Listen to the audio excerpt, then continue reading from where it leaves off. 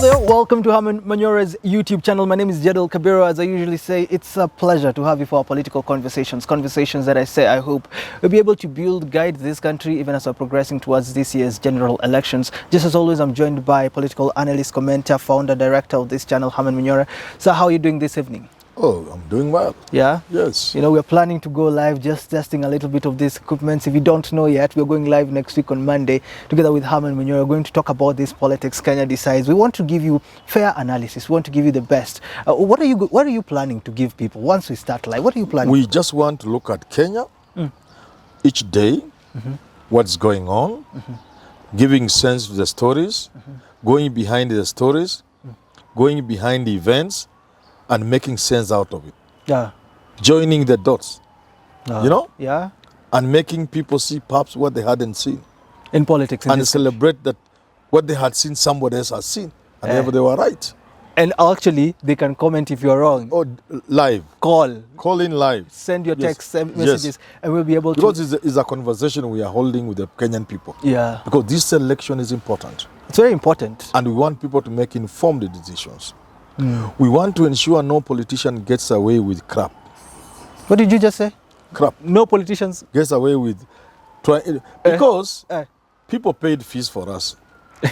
We cannot allow politicians to mislead the people who paid fees for you people and for us. Oh.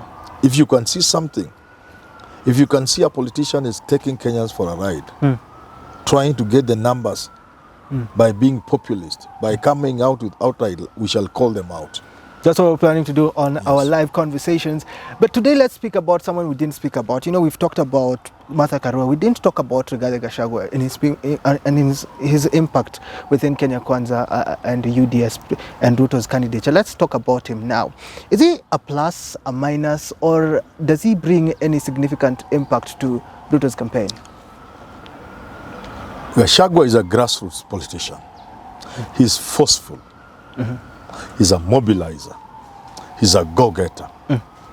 He's a good public speaker. And that's why, against Kindiki, it was obvious it was going to be him. Okay. What now somebody must deal with is the baggage he comes with.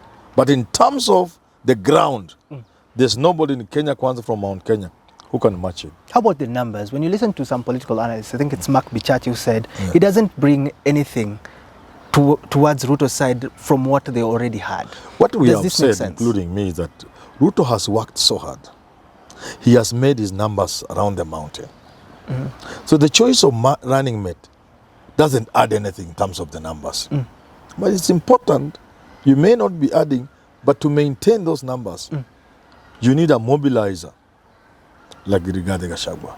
Okay. Yes. Let's talk about the baggage. You see, it's the assets recovery authorities that came and said that he failed to substantiate where he got 200 million. There are several cases of money laundering, cases alleged, being so many corruption cases towards his side. What does this bring towards Ruto's side now, looking at that image, looking at that ticket? You know, Kenyans don't care whether you are a thief or not. They'll still elect you.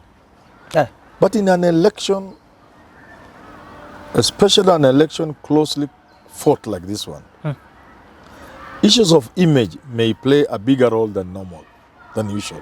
And when you have the image of Raila Odinga with Martha Karua on one side, and then juxtaposed against the image of Ruto and Gachagua, with all these scandals surrounding Gachagua, whether they are true or not,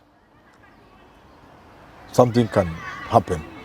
They may not be happy about it. You also said there's so many people who are undecided. Do you think the undecided may look at this? Those are now the small things. Because the average voter doesn't care. But there's the undecided voter. Okay. There's somebody who's still weighing. Now, what is helping with image? I've said this, something like image could help a part of the undecided voter to swing one side. And the image of Gachagua with all the scandals, next to Ruto, who also is not free from those scandals. Again, it's the powerful image of Raila, a reformist, clean, with Martha Karua. It can sway some. That may not be what will make people decide to vote. The bulk of the voters have already decided. Okay. But the swing vote, that swing vote, sometimes is from a critical vote base. People who are critical. People who decide after weighing things and not just going with it. So that can indeed. And now look at it. Mount Kenya is critical. Yeah. When somebody in Mount Kenya is not quite decided between this and this, the fact of the dirt surrounding Gachagua and Ruto may as well sway that man into voting for Raila. But you always say all of them are thieves, don't That's you think? what I've said. And the average voter doesn't give a hoot. Doesn't give a damn whether you have stolen and how you stole it. But I'm saying the bulk of the voters have already decided where they are going to vote. Okay. The undecided voter, the swing vote, is in any election anywhere in the world. It is that swing vote that people target. And this is a critical thinking mass of voters, group of voters. Yeah. They can use things like image to decide.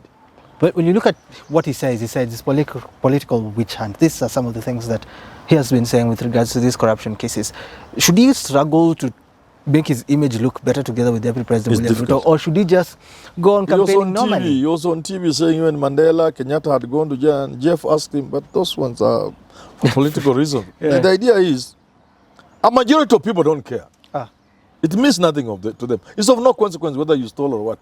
Even if you went and broke the central bank and carried everything, and Kenyans were dying because of that, they'll still vote for you without caring. Okay. But I'm saying there is a small group of voters, critical, that will then decide an election anywhere in the world. A small group of voters.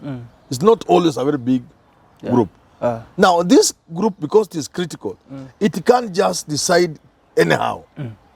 It bases itself on things like image. Okay. So if Mother Karua is here, nothing has ever been mentioned against her. I can hear people now are fishing something about what. It involves Tangula and the rest about tobacco. People are going to fish it. Yeah. But that is quite far flung. Yeah. Now, if all the crude scandal, they could as well not be true. Yeah. But they are there. They're hanging.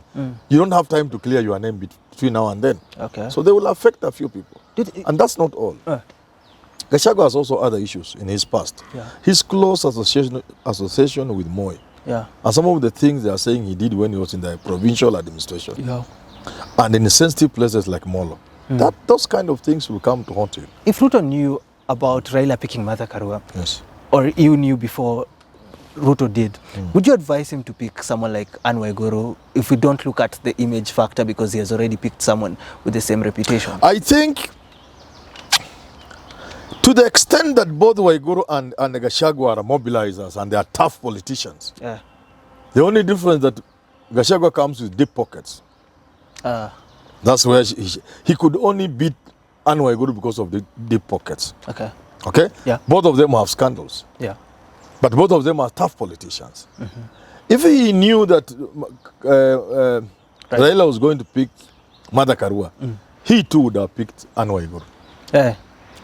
Then Raila wouldn't have this added advantage of the women's card. This is a major advantage.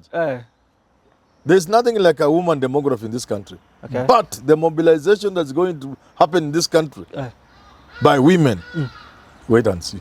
Do you think Gachagua has this national popularity that Ruto needs right now? Or will it be Gachagua in Mount Kenya in their campaigns and Ruto dealing with the rest of the country? Gachagua is a local boy. He's there purely for Mount Kenya. Another advantage Karua has over Gachagua. Karua is national and international. The Raila campaign can and indeed is going to get support from international bodies and persons. Okay. The Karua on the ticket is going to bring a lot of international support.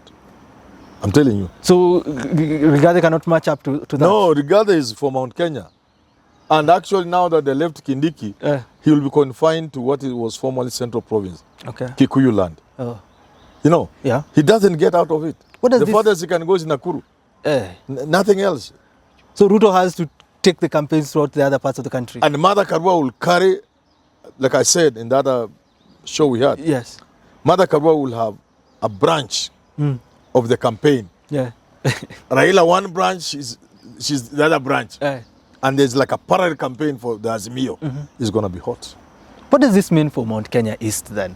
I know Kindiki said that he supports the Rigathi Gachagua as Raila's running mate. Yes, yes, what does this mean then for East? Does Ruto have to bring someone on board or what? He will have to do one or two things, but you see, Ruto has a strong following in Mount Kenya East.